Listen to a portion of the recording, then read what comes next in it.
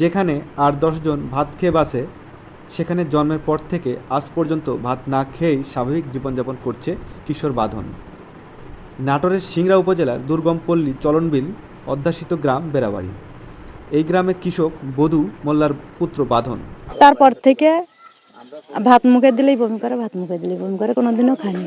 4 বছর 5 বছর পর্যন্ত একটা কাঁচা পানি ছাড়া অন্য দ্বিতীয় কোনো জিনিস খায়নি। একটা বিস্কুট না, একটা কোনো ফল ফুল কোনো কিছু খায়নি, দুধ খায়নি। 2 বোনের 1 ভাই বাঁধন। বড় বোন বর্ষা, ছোট বোন রবি।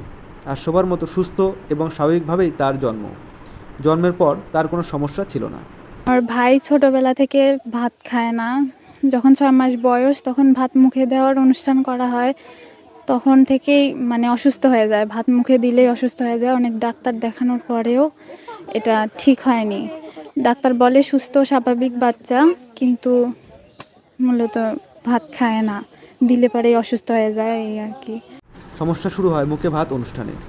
সবাই যখন তার মুখে প্রথমবার ভাত দিতে যায়, তখন সে মুখে ভাত দিলেই কান্নাকাটি শুরু করে এবং বমি করে ফেলে। পরিবারের লোক ধরেন যে এখন ওই সওয়ালে যদি রুটি বানায় না দেওয়া যায়, সারাদিন না খাই থাকবি, তাই বলি অন্য কোনো দ্বিতীয় জিনিস খাবি না। ওই সওয়ালে মুখের করে তৈরি করে দিলে খাবি, তাছাড়া খাবি না। আর যা খাবি সব গরম খাবি, ঠান্ডা খাবি না। লোকজন ভাবে আরেকটু বড় হোক, তখন ভাত খাওয়ানো যাবে। 2 বছর পর্যন্ত শুধু মায়ের বুকের দুধ খেয়েই বড় হয় সে। তারপর তাকে আবার ভাত খাওয়ানোর চেষ্টা শুরু করলে পরিবার আমরা যেহেতু বাঙালি, আমরা মাছে ভাতে বাঙালি। তো কোনো বাঙালি যদি ভাত না খায়, এটা আমাদের কাছে একটা বিরল ঘটনা মনে হয়। তবুও আমরা ভাত না খেয়ে বেঁচে থাকতে পারি।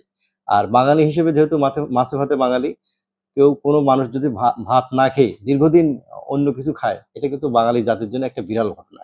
কারণ আমরা ভাতের উপরে অভ্যস্ত এবং ভাত না খেলে আমাদের মনে হয় কি যেন খাওয়া হয়নি। তো যাই হোক, তবুও ভাত না খেয়ে আমরা বেঁচে থাকতে পারি। আমরা ওই যে 200 গ্রাম কার্বোহাইড্রেটের চাহিদা যদি অন্য কার্বোহাইড্রেট দিয়ে পূরণ হয়, তাহলে আমাদের কোনো সমস্যা নেই। লোকজন কিন্তু তখনও সে ভাত খেতে চায় না। জোর করে ভাত খাওয়াতে গেলেই বমি করে দেয়। যদিও পরিবারের কেউ আর তাকে ভাত খাওয়ানোর চেষ্টা করেনি, তবে ডাক্তার আর কবিরাজের কাছে গিয়েও কয়েকবার চিকিৎসার কাজ হয়নি।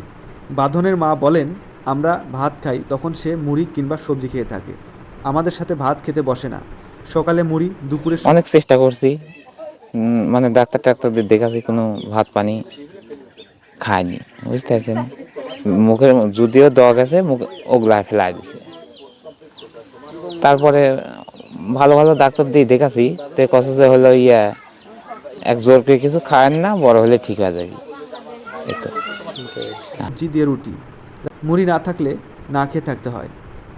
বাঁধনের বাবা বুদ্ধু জানান, তার ছেলে ছোট থেকেই এই সমস্যা। শুকনো খাবার খেয়ে থাকে, ভেজা খাবারে চাহিদা নেই, ভাতের আশেপাশে থাকে না, হয় তাকে আগে খেতে দিতে হয়, কোনো অনুষ্ঠানে গেলে সে শুধু মাংস খায়।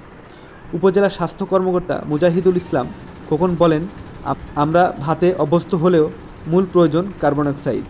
প্রতিদিন 200 গ্রাম কার্বন ডাইঅক্সাইডের চাহিদা গম, ভুট্টা, আলু বা শাকসবজি থেকে পূরণ করা গেলে ভাত না খেলেও আজীবন সুস্থ থাকা সম্ভব।